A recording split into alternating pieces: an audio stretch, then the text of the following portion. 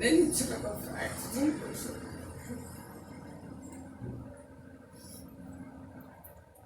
took up the fax thing, but should hit me with it. As I said, God was with me.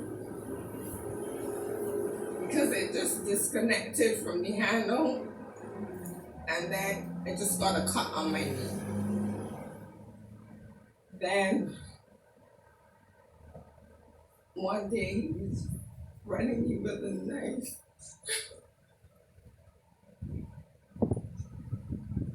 That's when I decided to come back home to Barbados. I was like, God, I can't be serving you. I can't be serving you. I came back home. I was, fortunately, I had a second job because I'm a hairdresser as well. So I did that for a year, and then I got back another job at an insurance company. But, even though my life was coming back together, I still do have some challenges in terms of, I don't have any challenges in terms of my feet now because, when God does something, he does it completely. And everything said I was going to lose my feet. Everything said. It came to the point where the doctors could not do anything for me when my liver was damaged. There's something in your liver, the count is 500 for a healthy person. Mine was 2,500. My body was poisoned. My lips were black, burnt. As I said, my eyes were green.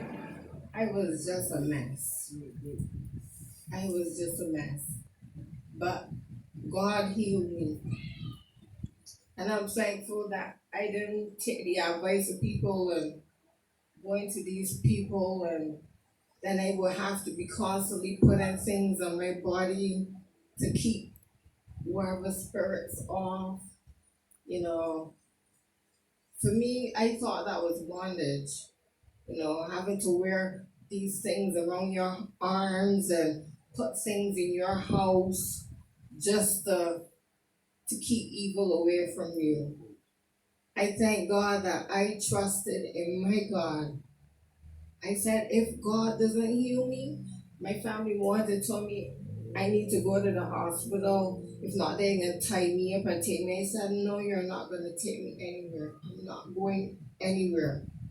If God does not heal me, because here it was, I went to all these doctors. I put my trust in doctors rather than putting my trust in God. And who I had to eventually put my trust in God. And then that's when my feet started to heal. That's when my feet started to heal. And I've never had any issues with so many people see me and they say, oh, you don't have any problems with your feet? No, I said, no. Nothing is wrong. They don't swell, they don't hurt, nothing. So I am testimony that God is a healer. He is a healer. As I said, I still have issues in terms of, trusting people and but you have to trust somebody at some point at a time. We trust people. When we go into an airplane, we trust that the pilot is going to get us to our destination. When we sit in a chair, we trust that the chair is going to hold us up. When we go to the doctor and he prescribes the medication, we trust that he's giving us the right medication. There's so many things we put our trust in, but one sure person that you can put your trust in is Jesus Christ.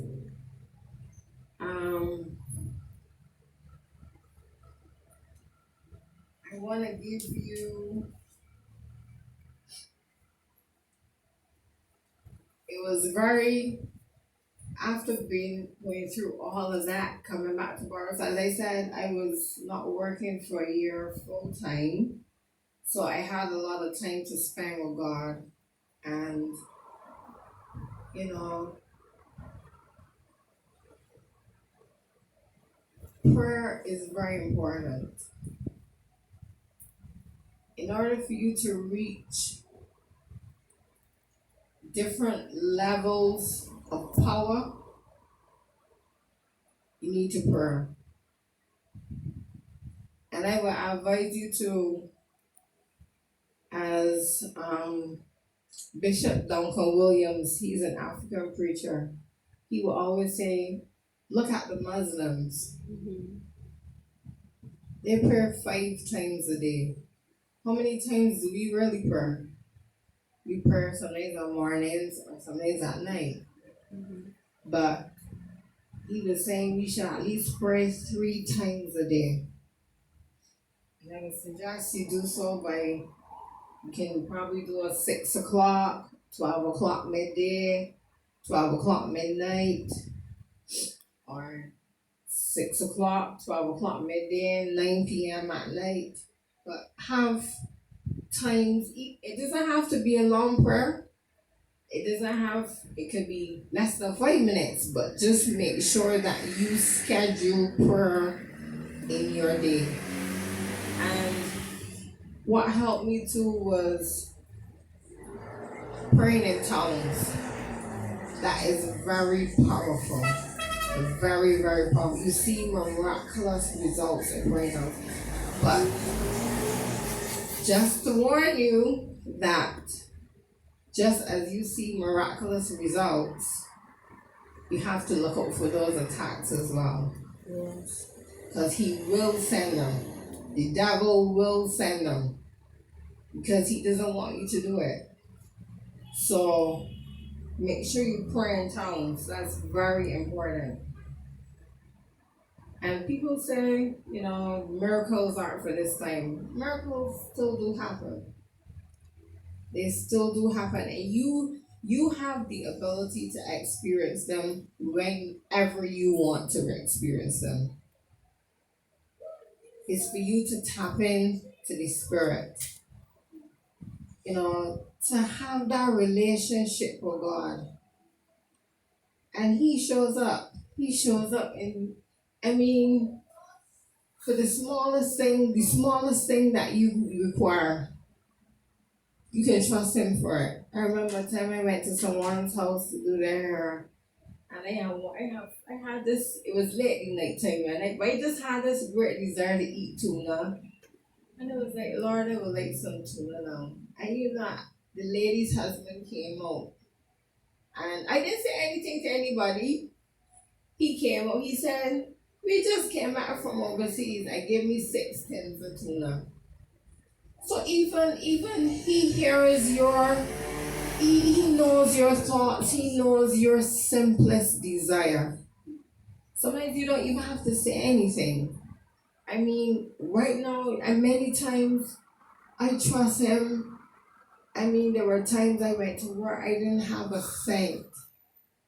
And God will send a customer, and the customer said, here's $50, buy nuts today. Many times, he blesses you in such ways, as I said, and I don't think, as I said, I would have invested my money in God's kingdom from young. My family side as well, you're just giving the church money. I'm not interested in who's spending the money. Do your part. Don't worry about if the pastor is driving a Mercedes, if he has 6 houses, that's not your concern. Do your part. Do it as unto God. As unto God. See your giving as you saying, God, this is what you gave me, and I'm giving back to you some of what you have given unto me. And another thing is to share with people. Anytime God blesses you with money, share it with somebody. Share it with a beggar man on the street. You know, everybody pass them and say, oh, he ain't want to work. No, give.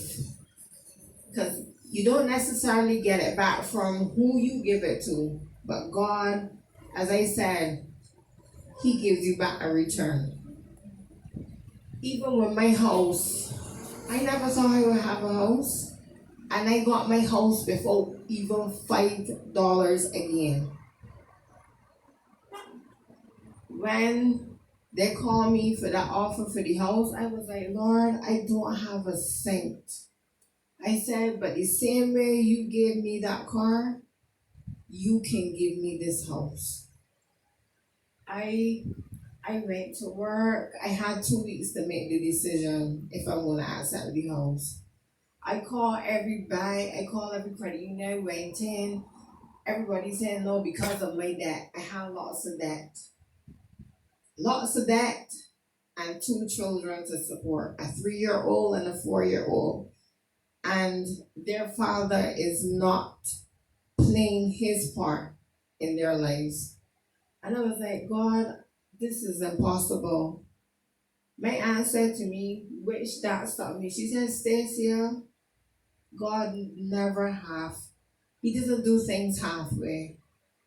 If He gave you the offer for that house, He will give you that house. He will put measures in place for you to get a house. And I was like, I am not asking nobody for saying, I ain't want no help from nobody because, as I said, I got to that place where I don't trust people. And I said, well, because I was trying to get a house from the age of 21. I'm 43 now. And I just got my house. And I said, she said, Stacia, trust God. And as I said, 3 days before I was about to turn down the offer, I was driving to work that morning and God said to me, try again. I went in, and normally when you call any financial institution, you don't get a loans officer. They don't answer their phones. And I said, I'm gonna try again. I called and I brought upon this lady. She said, when you wanna come and see me? I said, whenever you can. She said, well, come to 11:30 today. I said, God, this has to be you. I went and just saw my loan was approved without a cent, with all of my debt, just like that. And here was ready to give up. So I'm saying, we don't live by the principles of this world. Yeah. We don't. Yeah. If you believe in the supernatural, if you believe in God, if you believe in miracles, the qualifications in this world mean nothing to you. Whatever you desire from God, He is able to do for you. Whatever it is. Whatever it is, whether it's for sickness, whether it's for fear, whatever, just find those scripture verses in the Bible and meditate on them day and night. In your prayer time, which is, I said, 3 times a day, use those scripture verses. Focus on that particular verse. If you just want to focus on one, focus on that one particular verse for the week, whatever. Make sure you recite it constantly in your head and believe it. As you speak it, you will eventually believe it.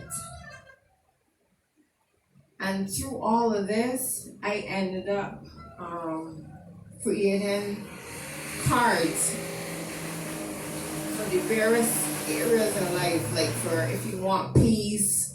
God gave me the idea, and I think that's why the devil is fighting me so much, because he knows the power of the word, and he doesn't want people to have it. They're so designed that anybody will want to read them. You don't have to be saved to want to read them, but he doesn't want that to happen. because he knows the power. Every time I decide to go and pray these cards, he tries to attack me. Last night when Prophet Adrian called, when he messaged me when I got home, just before that, I was coming home from St. James. I was coming from my parents' house with the kids. And this is the third time that the devil tries to take me at a particular junction just before my home. I was coming at the highway and somebody just said to me, well, 2 days ago I had said, Stacia, you need to start back praying 3 times a day. And I said I was going to. So I said, so I wouldn't forget, what you can do is put a reminder in your phone. So that every time that time comes up, your phone with an alarm to prompt you to, or remind you to prayer. And it so happened that it was 9 o'clock and I was driving on the highway. And the alarm came on. So I said, well, I'm going to drive in prayer. So I started praying, and then suddenly they sent me prayer in tongues. I started praying in tongues. And I prayed till I almost got home. And when I got by the same junction again, a guy came out and almost hit in the side, my side, by me and my daughter. And it's like, look how the spirit works. If I didn't obey, he probably would have hit us and probably might not be here today. So when the spirit prompts you to do things, do it. Do it. Because as he said, he leads you and he guides you. He does. He does. So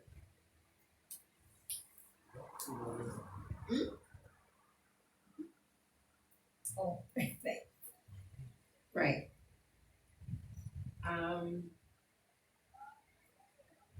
As I said, make daily declarations over your life.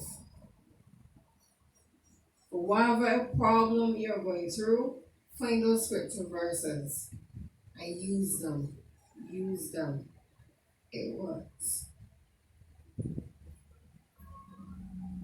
And one of the key things I notice about praying, a lot of us Lord, I don't pray I pray we. Because don't think of only you. Think of other people who might be going through what you are going through or something even worse. Pray for other people. Don't just pray for you. You can use the Psalms and change it to personalize it for yourself. Like for one of my cards, I personalize Psalm 91. Instead of saying, he who dwells, you say, as I dwell. Go through the Psalms, find the Psalm. Look for a Psalm and meditate on that Psalm. Make sure you memorize that Psalm. Because it's only when I was going through my sickness that I recognized how many scripture verses I knew by memory. There were 52. And I was like, if I didn't know God, if I didn't have God in my life when those things happened to me, because I obviously trusted my husband that he said he would have been there and he wasn't. If I trusted the doctors to heal me and they couldn't. If I did not have God in my life the way I did before all this happened, I probably would be in Black Rock. I probably would have been dead from heartbreak. That's why a lot of people are down there, because they could not deal with what they were faced with at that point in the time. So that's why it's so important for us to, get that relationship with him. Because we don't know what's awaiting us around the corner. And you need that strength, you need that comfort, you need everything. That's why it says it's so important to put on the whole armor of God. You need it before tragedy, before anything that can send you off of the edge. Because it's not hard to go there. Anything can make you trip in a minute. But his promise to us and his word is to us is that he will keep our mind in perfect peace. So make sure you know your scripture verses that when whatever comes your way, whatever. And you know what I readily so accept this invitation is because there's this guy, this little boy in my neighborhood. As soon as he got 18, he was sent to prison. I used to be a part of this little boy's life in that his mom had died and the father was taking care of him. And, sometimes they would help feed him and stuff. And then I wasn't living in the neighborhood then, but my mom told me he killed someone and he went to prison. And I said I wanted to go and see him. I wanted to go and talk with him. And you know what? I never did it. And I regret it now because my mom told me yesterday he died. And I was like, a young boy, he gone. He probably never even heard of anything about God because I did not do what I was supposed to do. There are many people out there waiting on y'all. There are many people whose life you can save. You don't have to stand up in front of a pulpit.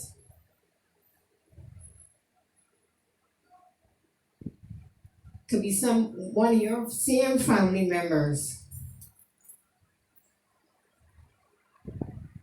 So we all have work to do. We all have work to do.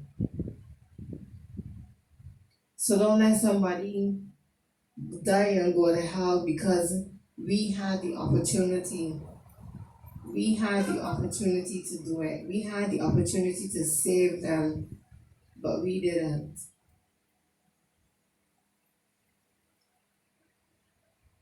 So, my question to you today is, who and what are you trusting in?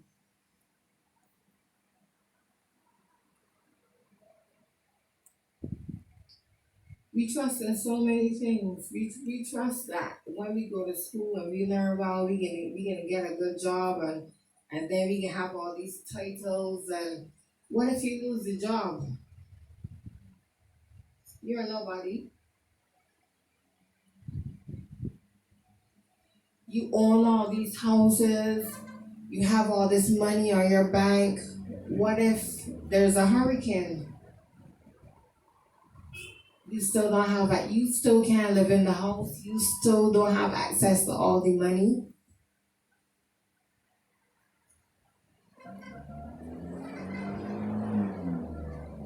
Put your trust in God. Put your trust in God.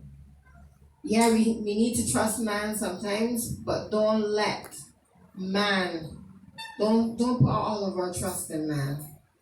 They will fail us. They will disappoint us. They will.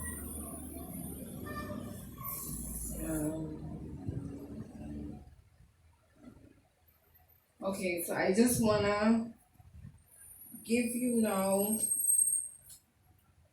10 daily reminders for trust.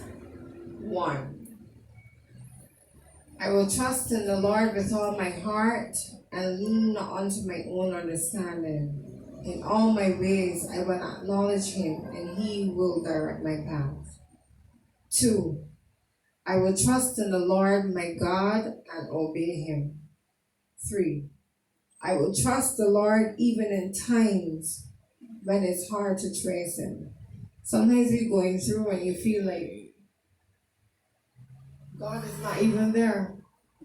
You don't feel like he answering your prayer. You don't feel like he's sending help. But he's there. And as the song said, he's working when it seems like he's not even working. Right now, I recently lost my job. And for me, it was unfair dismissal. But everybody, like, why you don't go to a lawyer and this thing and the next. But my lawyer is Jesus Christ. And I don't have anything to prove to anybody, you know. He is my lawyer because he gave me word before all this happened. That's why I say it's so important to have a relationship with God. Because he doesn't let